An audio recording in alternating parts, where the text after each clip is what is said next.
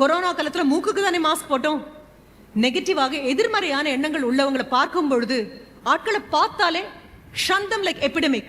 ஒரு தொற்று கொடிய நோய் வந்தா எப்படி பறந்து ஓடுவோமோ அந்த மாதிரி எதிர்வினையாக மனம் நினைக்கக்கூடிய எதிர்மறையான நினைப்பு இருக்கக்கூடிய நபர்களை விட்டு ஓடிய போயிடு. Attitude is very important. முடிஞ்சிருச்சுங்க, இதுக்கு மேல போக முடியாது அப்படின்னா லுக் பிஹைண்ட் த பியாண்ட் அப்படின்னு சொல்வேன்.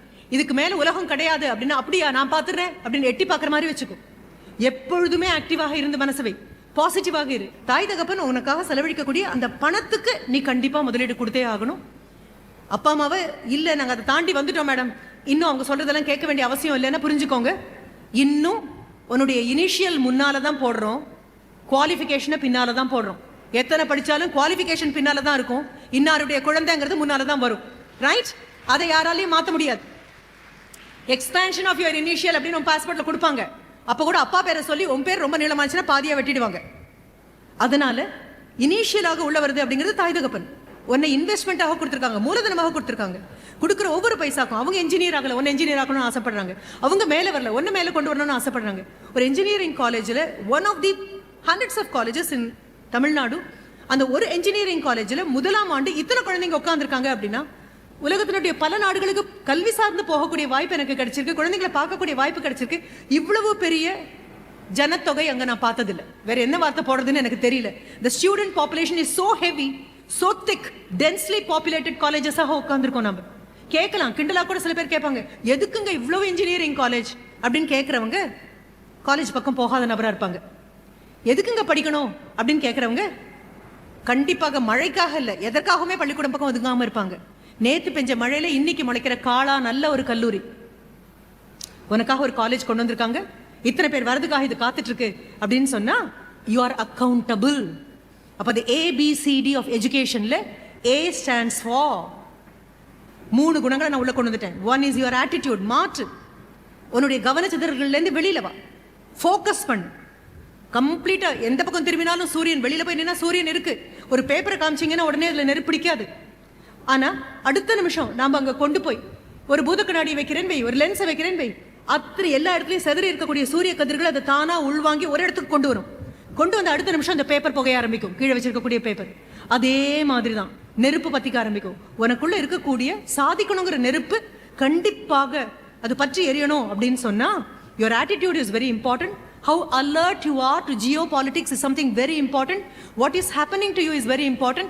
18 வயசுல உள்ள வந்து 22 வயசுல வெளியில போகும்போது சாதாரண பட்டாம்பூச்சியாக இருந்தா கூட முட்டையாக உள்ள வந்து அதற்கப்புறம் அந்த முட்டையிலேருந்து வெளியில ஒரு கம்பளி பூச்சியாக வந்து அதற்கப்புறம் ஒரு கூட்டுப்புழுவாக மாறி அதிலிருந்து ஒரு பட்டாம்பூச்சியாக ஒரு evolution takes place, a metamorphosis takes place. ஆனா முதலாம் ஆண்டு முதல் வருடம் வந்த மாதிரியே தான் நம்ம விளையாட்டு குழந்தைங்களா வெளியில போக போறோம் அப்படின்னு சொன்னா 4 வருடம் கல்லூரியும் பெற்றோரும் பணத்தையும் நேரத்தையும் நாடு தனது நம்பிக்கையும் மேல வச்சது ஒர்க் அவுட் ஆகலன்னு மட்டும்தான் அர்த்தம். அப்போ இதற்காக நல்ல நாள் பார்த்துட்டு இருக்காது, எல்லா நிமிடமும் நல்ல நாள் தான். சரி, A முடிச்சிட்டோமா? B, ABCDன்னு சொல்றோம்ல. The B stands for your belief system. What do you believe in? எதில் நம்பிக்கை வைத்திருக்கிறாய்? விடாமுயற்சியில் நம்பிக்கை வைத்திருக்கியா? மனம் தளராததுல நம்பிக்கை வச்சிருக்கியா? கடின உழைப்புல நம்பிக்கை வச்சிருக்கியா? This will take you to a very long distance. அதனால மட்டும்தான் முயற்சி திருவினையாக்கும் அப்படின்னு சொன்னது அது மட்டும்தான். எண்ணியர் எண்ணியாங்கு எய்துவர், நினைச்சது நினைச்சபடி நடக்கும். எப்போ கண்டிஷன்ஸ் அப்ளை. எண்ணியர் திண்ணியராக பெறின், மனதுல உறுதி இருந்ததுன்னா நினைச்சது நடக்கும். அப்படின்னா சேஞ்ச் யுவர் பிலீஃப் சிஸ்டம். உன்னுடைய ஆட்டிடியூட, கண்ணோட்டத்தை மாத்துன்னு சொன்னேன் இல்லையா? உன்னுடைய பிலீஃப் சிஸ்டத்தை மாத்து. இது பண்ணா இது கிடைக்கும், இப்படி போட்டா இப்படி வரும் அப்படின்னு சொன்னா 1+1 2. கண்டிப்பாக மேத்ஸ்ல அது மட்டும்தான் சரியான ஆன்சர். ஆனா வாழ்க்கையில் அது சரியாகணுங்கிற அவசியம் கண்டிப்பா கிடையாது. வகுப்பறைகள் பாடம் எடுத்துட்டு உனக்கு தேர்வு வைக்கும், வாழ்க்கை தேர்வு வச்சுட்டு பாடம் எடுக்கும். It will put you to first examination தான், அதற்கப்புறம் தான் அதுல இருந்து பாடம் படிப்பேன். ஆனா ரொம்ப காஸ்ட்லியா மாறிடும். ஒவ்வொன்றையும் அனுபவிச்சு எக்ஸ்பீரியன்ஸ் பண்ணி if you have to learn only through experience, it will be a very costly experience. அப்ப 2 விதமா பார்க்கலாம். என்ன? நானே அனுபவிச்சு நானே கஷ்டப்பட்டு நானே மேல வந்து பாடம் படிக்கிறது நிரந்தரமான பாடமாக இருக்கும். அதோட கொஞ்சம் சுலபம் என்ன தெரியுமா? பயோகிராஃபி படிக்கிறது. நம்மள மாதிரியே கஷ்டப்பட்டு முன்னால போறவங்களுடைய வாழ்க்கையை பார்த்து, ஓஹோ இங்க ஒரு குழி இருக்கா, இங்க ஒரு மேடு இருக்கா, இந்த பக்கம் ஒரு பள்ளம் இருக்கா, அந்த பக்கம் ஒரு காடு இருக்கா, ஜாகிரதையாக போறது கொஞ்சம் கூட. அப்போ change your belief system. What to I believe in? இன்னைக்கு போட்டு எழுதுக்கணும், தேதியை போட்டு எதில் எனக்கு நம்பிக்கை இருக்கிறது.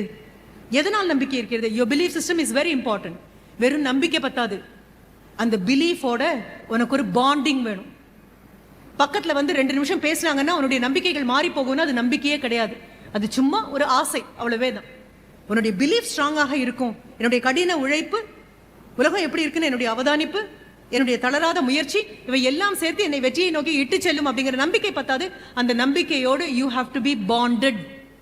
உடம்போட தோல் மாதிரி ஒட்டிட்டு இருக்கணும். நீ நாளைக்கு பெரிய ஆளா நான் டிஃபென்ஸுக்கு போறேன் ma'am, after BE I am joining டிஃபென்ஸ்குள்ள போறேன் மேம். இல்ல மேம், பிஇ முடிச்ச கையோட நான் சிவில் சர்வீஸ்குள்ள போகலான்னு இருக்கேன் மேம். இல்ல ma'am, I would like to continue with my education, MBA பண்ணலான்னு இருக்கேன் மேம். பிஇயோட காம்பினேஷன் எம்பிஏ ரொம்ப நல்லா ஒர்க் அவுட் ஆகும். அப்பா இந்த மாதிரி ஒரு ஃபேக்டரி வச்சிருக்காரு, எனக்கு மேனேஜரியல் சயின்ஸும் தெரியணும், பேசிக்காக அனலிட்டிக்கல் ஆட்டிடியூடும் வேணும். பிஇக்குள்ள வந்திருக்கேன், நான் அதுக்குள்ள போறேன் மேம். ஒவ்வொன்றுக்குள்ள நீ எதற்குள்ள போவதாக நினைத்தாலும் புரிந்து கொள். How close you are to that belief. அந்த பிலீஃபை தான் நான் ட்ரீமாகவும் பார்க்குறோம், நம்ம கனவாகவும் அதைத்தான் சொல்றோம். கனவு மெய்ப்பட வேண்டும் நான் பாரதியார் சொன்னாலும் சரி, கனவு காணுங்கள்னு அப்துல் கலாம் ஐயா சொன்னாலும் சரி, அப்துல் கலாம் ஐயாவுக்கு அடுத்த தலைமுறையில் வந்திருக்கக்கூடிய ஆசிரியராக இருக்கக்கூடிய நான் அப்துல் கலாம் ஐயா சொன்ன மாதிரி கனவு காணுங்கள் அப்படின்னு சொல்றதோட நிறுத்தலை. நான் இன்னும் கொஞ்சம் முன்னால போறேன். கனவு காண்பவராக இருக்காதீர்கள், கனவாகவே மாறுங்கள் அப்படின்னு சொல்றேன். Don't be a dreamer, become the dream அப்படின்னு சொல்றேன். Bond your self with your belief. ஒட்டிக்கோ, உன்னுடைய நம்பிக்கை உன்னோட போய் ஒட்டணும். உன்னை உடம்ப விட்டு பிச்சை எடுக்கிற மாதிரி, அப்படியே தோலை விட்டு எடுக்கிற மாதிரி இருக்கணும். அந்த மாதிரி ரத்தமும் சதையா மாறிடுச்சு அப்படின்னா அந்த பிலீஃப் வந்தாச்சு, அந்த பாண்டிங் வந்தாச்சுன்னா தன்னை போல ஒரு நிழல் கூட உச்சி வேலையில உன் கூட வராது. உன் கூட வரக்கூடியது உன்னுடைய தைரியமாக இருக்கும். You will become brave. ரொம்ப பெரிய விஷயம் அது. I am not talking about courage, I am talking about bravery. ஏன்னா டிஃபென்ஸ்ல பார்த்துருப்பீங்க, நாட்டுக்காக உயிர் துறந்தவர்கள் இருக்காங்க, பாஸ்டமஸா அவர்களுக்கு அவார்டு கிடைக்கும். அல்லது சின்ன குழந்தைங்க இருக்காங்க, தங்களுடைய உயிர் போனாலும் ஏதாவது முன்னால் இருக்கக்கூடிய குழந்தையை காப்பாற்றுறதுக்காக பாடுபட்டிருப்பாங்க. ஒத்திகை பார்த்தது கிடையாது அவங்க. நம்ம ஊடகங்களையும் திரைப்படங்களையும் வரக்கூடிய நடிகர்கள் மாதிரி கேமரா ரோலிங் ஆக்ஷன் அப்படின்னு சொல்லி 10 தடவை பார்த்து அவங்க முடியாத நேரத்தில் அவருக்கு வேற ஒரு டூப்பா வருவாங்க இல்லையா, அது அல்ல. கண்ணுக்கு முன்னா இருக்கக்கூடிய ஏதாவது ஒரு பிரச்சனை வருதா, தண்ணியில் ஒரு குழந்தை மூழ்கிட்டு இருக்கா அப்படின்னா எனக்கு நீச்சல் தெரியுமா தெரியாது, ஆனால் அந்த குழந்தையை காப்பாற்றணும்னு தெரியும்னு சொல்லிட்டு 8 வயது குழந்தை முழுகும் போது ஒரு 15 வயது பையன் தாண்டி குதிச்சு அந்த குழந்தையை காப்பாற்றுற அந்த ப்ராசஸ் ஆஃப் சேவிங் தன் உயிரை இழந்த குழந்தைங்க இருப்பாங்க. அவர்களுக்கெல்லாம் ரிப்பப்ளிக் டே அப்போ கொடுக்கக்கூடிய அவார்டுக்கு என்ன பேர் தெரியுமா? It's not courage, it's bravery. Bravery award அப்படின்னா அன்ரிஹர்ஸ்டாக வரக்கூடியது, ஒத்திகை பார்க்காமல் வரக்கூடியது, என்னை விட உன் உயிர் மிகவும் முக்கியமானதுன்னு வரக்கூடியது. அந்த அளவுக்கு பிரேவரி தன்னை போல வரும். எப்போ வரும்? உன்னுடைய நம்பிக்கைகள் உறுதியாக இருக்கும் பட்சத்தில், நம்பிக்கையோடு உன்னை நீயே ஒட்டி இணைத்து பிணைத்துக் கொள்ளும் பட்சத்தில். தாயும் குழந்தையும் ஆனாலும் தொப்புள் கொடியை வெட்டி தான் ஆகணும். சாதாரணமா சொல்லுவாங்க, ஒரு பெண் கர்ப்பமாக இருக்கானா வாயும் வயிறுமா இருக்காங்க அப்படின்னு சொல்லுவாங்க. குழந்தை பிறந்ததுக்கு அப்புறம் தாயும் பிள்ளையும் ஆனாலும் வாயும் வயிறும் வேறன்னு சொல்லுவாங்க. குழந்தை வயிற்றுல இருந்து வந்தாச்சுன்னா அடுத்த நிமிஷம் வேறன்னு சொல்லுவாங்க. உனக்குன்னு தனியா மூச்சு விடணும், உனக்குன்னு சுவாசிக்கணும், நீ கேட்கணும், நீ பேசணும், நீ சாப்பிடணும், அதுவும் ரத்தத்துக்குள்ள போகணும். ஒரு சாதாரண மருந்து மாத்திரை மாதிரி வாயில போட்டு முழுங்க முடியாது. அப்போ you are going to be, you have your belief and you bond your self with belief and with bravery you take your belief. ரொம்ப முக்கியம். ஏ பி ஆச்சா, சி. சீக்குள்ள வரும்பொழுது first requirement is commitment. Commit yourself. சத்திய பிரமாணம் எடு. ஒன்றும் இல்லை, கோவிலில் போய் என்னுடைய பிறந்த நாளுக்காக சாமிக்கு ஒரு அர்ச்சனை பண்ணணும் அப்படின்னு போகும்பொழுது கூட அந்த பூசாரி கையில் தட்டை வச்சுக்கிட்டு உங்ககிட்ட வந்து கேட்பாரு, அந்த தட்டை தொடுங்க அப்படின்னு சொல்லுவாரு. You committing. சங்கல்பம் அப்படின்னு அது வடமொழியில் சொல்லுவோம். சங்கல்பம் எடுத்துக்கோங்க அப்படின்னு சொல்லுவோம். You make a promise. It's a solemn vow. It's a solemn promise. Maybe on your date of birth or an important day. இல்ல நேத்திக்கு முந்தா நேத்து கூட நீ கோவிலுக்கு போயிட்டு வந்திருக்கலாம். இன்ஜினியரிங் போக போறோம், அப்பாவும் அம்மாவும் அவ்வளோ பெரிய கனவுகளோட உட்காந்துருக்காங்க அப்படிங்கும்பொழுது கோவிலுக்கு போய் கண்டிப்பாக என்னுடைய +2 வரைக்கும் நான் படிச்சது வேற, நான் வாழ்க்கையை பார்த்த முறை வேற, ஆனால் ப்ரொஃபஷனல் காலேஜுக்குள்ள வந்திருக்கேன். பிஎஸ்என்ஏ மாதிரி கால் விட்டு நின்று வேரூனி இருக்கக்கூடிய ஒரு ஆலமரத்தினுடைய நிழல்ல வந்திருக்கேன் நான் அப்படின்னா நான் கண்டிப்பா படிச்சே ஆகணும் அப்படிங்கிற உறுதிமொழி எடுத்துட்டு கோவிலுக்கு போயிருப்பீங்க. அந்த சங்கல்பம் அப்படின்னு சொல்றது தான் the vow, solemn vow you take. அதற்கு கமிட்மெண்ட் அப்படின்னு பேர். You have to commit your self. இதை தவிர வேற ஏதோடும் கிடையாது அப்படிங்கிறதோட அதுதான் அந்த பாண்டிங்னு நான் அதே தான் சொல்றேன். கமிட்மெண்ட் மறுபடியும் நான் அதை ரீட்டரேட் பண்றேன். கமிட்மெண்ட் ஆச்சா, அடுத்தது ரொம்ப முக்கியமான ஒரு விஷயம், பி ஆல்வேஸ் சியர்ஃபுல். மேம் சொல்றது எல்லாமே ரொம்ப கஷ்டமா இருக்கு மேம் அப்படின்னு முகத்தை கடுகடுன்னு பண்ணாது. நீ அடுத்த வீட்டுக்காக உழைக்கல, உனக்காக உழைக்க போற. உனக்காக கூட உழைக்கல அப்படின்னா உன்னை நம்பி வீட்டையும் நாட்டையும் எப்படி கொடுக்க முடியும்? வீடு உன்னை நம்பி மூலதனமா அனுப்பியிருக்கு, நாடு நீ வருவேன்னு காத்துட்டு இருக்கு அப்படின்னு சொன்னா கமிட்மெண்ட்டுக்கு அப்புறம் ஆல்வேஸ் மெயின்டைன் சியர்.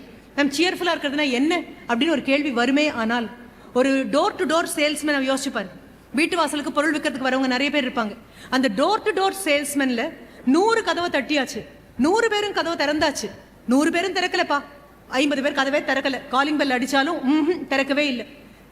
50 பேர் திறந்தாச்சு, 50 பேர் கதவே திறக்கல. ஆனா கூட யாரும் ஒரு பொருளும் வாங்கவும் இல்லை, கொண்டு வந்த பொருள் அப்படியே கையில இருக்கு. 101வது கதவை தட்டும் பொழுது, முதல் கதவை தட்டும் போது எந்த நம்பிக்கையோட தட்டினியோ, எந்த முகமலர்ச்சியோட, எந்த புன்னகையோட தட்டினியோ, அதே புன்னகையோட 101வது கதவையும் உன்னால தட்ட முடியும் அப்படின்னா அதற்கு பேர் சியர்ஃபுல் அப்படின்னு பேரு. Always being cheerful. உயிர்ப்போடு இரு, ஊக்கத்தோடு இரு, உற்சாகமோடு இரு. உன்னை பார்த்தா பொறாமையா இருக்குன்னு நான் சொல்லக்கூடியது தான். உன்னுடைய வயது என்ன கெஞ்சினாலும் எங்களுக்கு திரும்பி வரப்போறது இல்லை. உன்னுடைய வாய்ப்புகள் கற்பனையில கூட எங்களால் தொட முடியாத ஒன்று. கல்லூரி வாழ்க்கைங்கிறதே பெரிய விஷயமாக இருந்தது. வீட்டில் 5 குழந்தைங்களா, ஒரு குழந்தை படிக்கிறதுக்காக மற்ற 4 பேரும் அந்த வாழ்க்கையை தியாகம் பண்ணுவாங்க. கடைசி தம்பி படிக்கணும் அப்படின்னா முன்னால போகக்கூடிய அக்காவும் அண்ணனும் படிப்பு 10ஆம் கிளாஸ்ல நிறுத்துவாங்க. பக்கத்தில் இருக்கிற ஏதாவது ஒரு ஃபேக்டரிக்கு வேலைக்கு போவாங்க. ஏன்னா கடைசி தம்பி படிச்சு எங்க வீட்டில் முதல் பட்டதாரி அவர் தான்ப்பா அப்படின்னு. இவர்களுடைய குழந்தைகள்லாம் அவங்கள தான் காமிப்பாங்க. உன் மாமா பாரு அவர் தான் படிச்சிருக்காரு, உன் சித்தப்பா பாரு அவர் தான் படிச்சிருக்காரு. அந்த காலகட்டத்தை சேர்ந்தவங்க நாங்க. அதற்கப்புறம் கொஞ்சமா இந்தியா மாறி 2025 21ஆம் தேதி 8வது மாசத்துல வந்து நம்ம நின்றுட்டு இருக்கோம். அப்ப நாங்க பார்த்த இந்தியா எப்படி இருந்தது? நாங்க பார்த்த இந்தியா பிறந்த குழந்தை மாதிரி இருந்தது. பிறந்த குழந்தைன்னா உங்களுக்கு தெரியாது. குழந்தை பிறந்த போது அம்மா பார்த்திருப்பாங்க, அம்மாவுடைய பிரசவத்துக்கு பக்கத்துல நின்று அதற்கு உதவின மருத்துவர் பார்த்திருப்பாங்க, கூட 2 நர்ஸ் செவிலியர் இருந்திருப்பாங்க. இந்த 4 பேர் தான். மற்ற குடும்பம் பூரா வெளியில வெயிட் பண்ணிட்டு இருப்பாங்க. அந்த பிறந்த குழந்தை உடம்பு எப்படி இருக்கும் தெரியுமா? அம்மாவுடைய ரத்தமும் சதையும் நிணமும் எல்லாருக்கும் தொப்புள் கொடி அப்பதான் வெட்டி இருப்பாங்க. அந்த குழந்தை இன்னும் மூச்சு விட கூட தானே மூச்சு விட ஆரம்பிச்சிருக்காது. மூக்குலையும் காதுலையும் வாயிலையும் எல்லாமே அந்த லிக்விட் இருக்கும். குழந்தைய தலைகீழ பிடிச்சு குலுக்கி அவருக்கு முடி, அப்போ அது கத்தலைன்னா ஒரு கிள்ளி அந்த குழந்தைய தானே கத்த வைப்பாங்க. அப்போ அது கத்த ஆரம்பிச்சோடனே வெளியில் இருக்கிறவங்களும் அப்பாடா அப்படின்னு சந்தோஷப்படுவாங்க. ஆனா அந்த மாதிரி உடம்புல ரத்தமும் சதையும் நிணமுமாக பச்சை ரத்தத்துல பிறந்திருக்கக்கூடிய அந்த குழந்தைய பார்க்கறதுக்கு அம்மாவை தவிர, அந்த மருத்துவரை தவிர, செவிலியர்களை தவிர வேற யாருக்கும் தைரியம் இருக்காது. யாரும் தொடக்கூட மாட்டாங்க. ஒரு விதமான அருவருப்பும் அச்சமும் வரும்.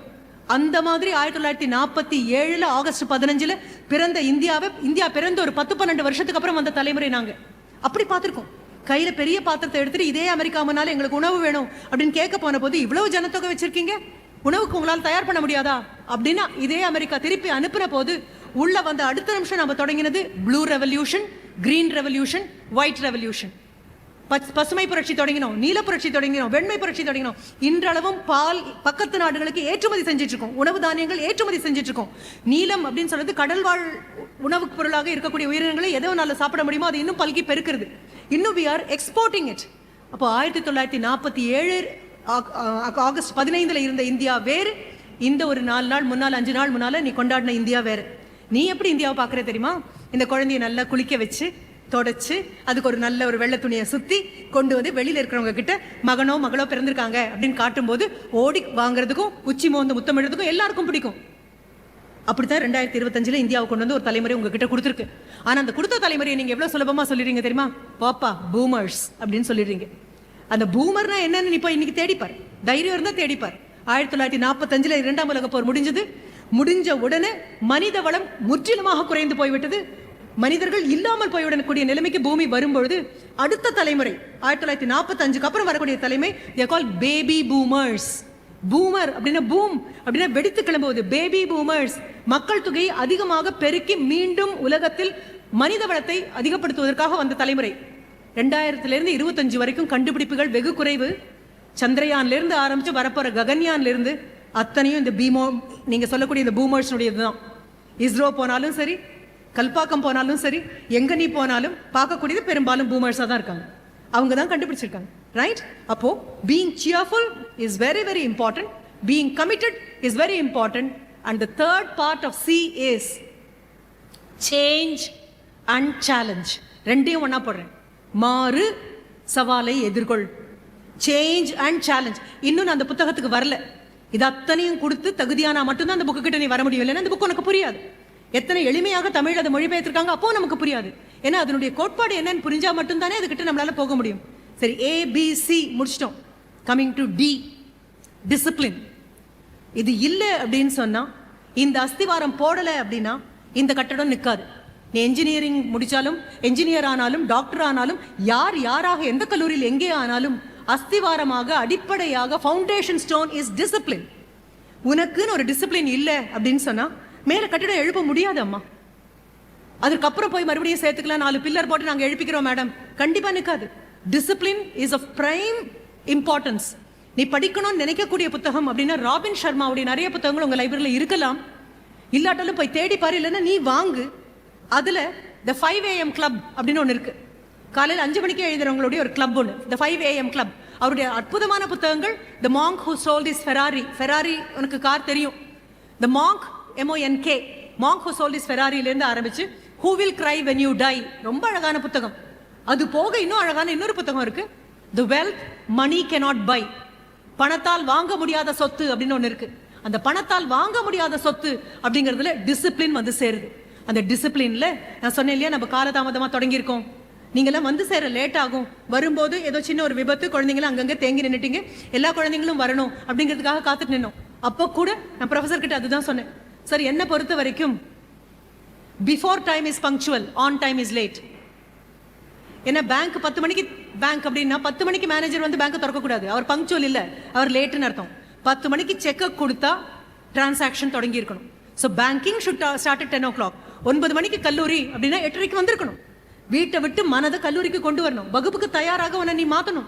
என்ன பாடம் இன்னைக்கு எடுக்க போறாரோ அதுக்கு முன்கூட்டியே பார்க்கணும். எல்லாம் கைவசம் வந்துருது. செமஸ்டர் சிலபஸ் கண்டிப்பாக நெட்ல தேடினீங்கன்னா கிடைக்கும். நான் சொன்னேனே, you are competing with the world. PSNA autonomous fine எங்க கல்லூரியில் கொடுக்கக்கூடியது இதுவா? அப்ப அண்ணா யூனிவர்சிட்டியில் நான் ஆட்டோனமஸ்க்கு என்ன கொடுப்பாங்க அப்படின்னு தேடிப்பாரு. IITலாம் என்னென்ன தேடிப்பாரு.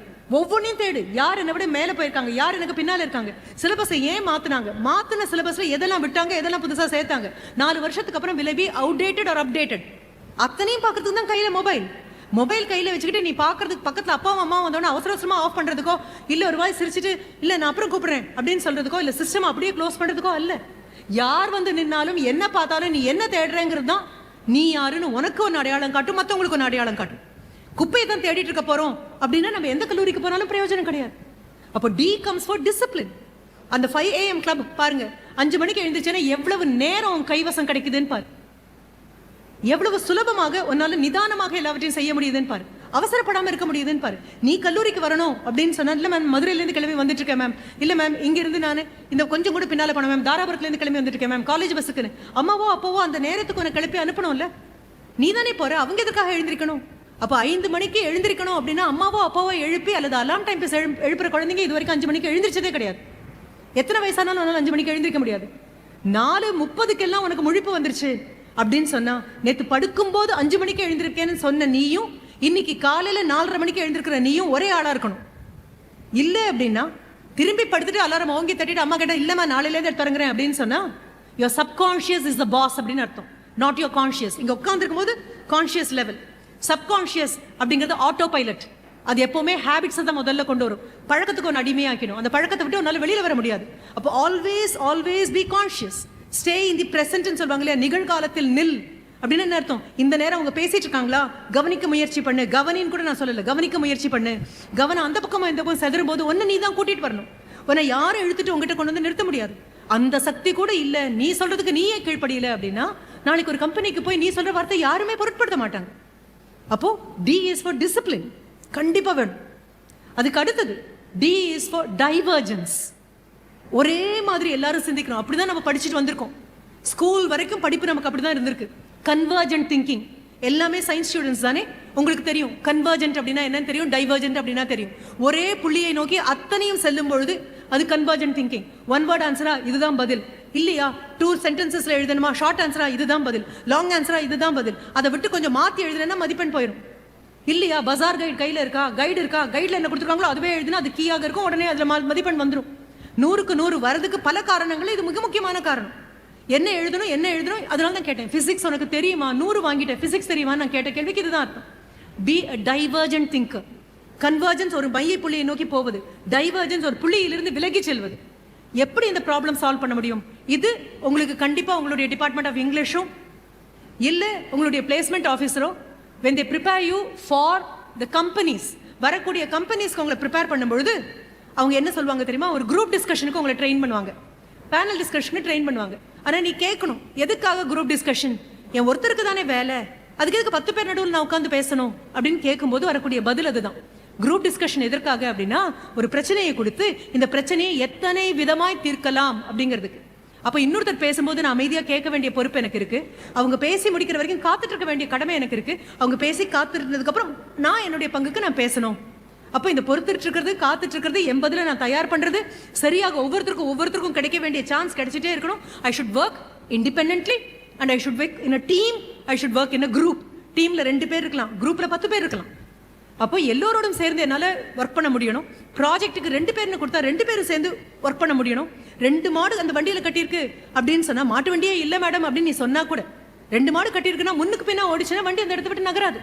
வேகமாக ஒன்று போகும், நிதானமாக ஒன்று போகும். கண்டிப்பாக your project will not move at all. If your project should be a contribution to your college. உன்னுடைய ப்ராஜெக்டை பார்த்துட்டு உங்கள் டிபார்ட்மெண்ட் ஹெட் இனி வரக்கூடிய குழந்தைங்களுக்கு தான் அந்த ஸ்டூடெண்ட்ஸுடைய ப்ராஜெக்ட் எடுத்து பார்ப்பா, எவ்வளோ பெரிய கான்ட்ரிபியூஷன் தெரியுமா அப்படின்னு சொல்லணும். அப்படின்னா டைவர்ஜென்ட் திங்கிங், ஒன்றிலிருந்து விலகி மாற்றி யோசி.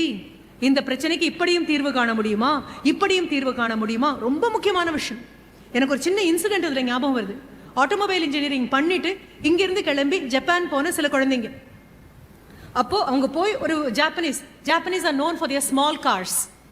சின்ன கார் உற்பத்தி பண்ணதுல அவங்க தான் முன்னால வந்தது, லீடர்ஸா வந்தது. தோ ஆட்டோமொபைல்ஸ்னா இன்னும் நம்ம ஜெர்மனியை தான் கொண்டாடிட்டு இருக்கோம், அது வேற.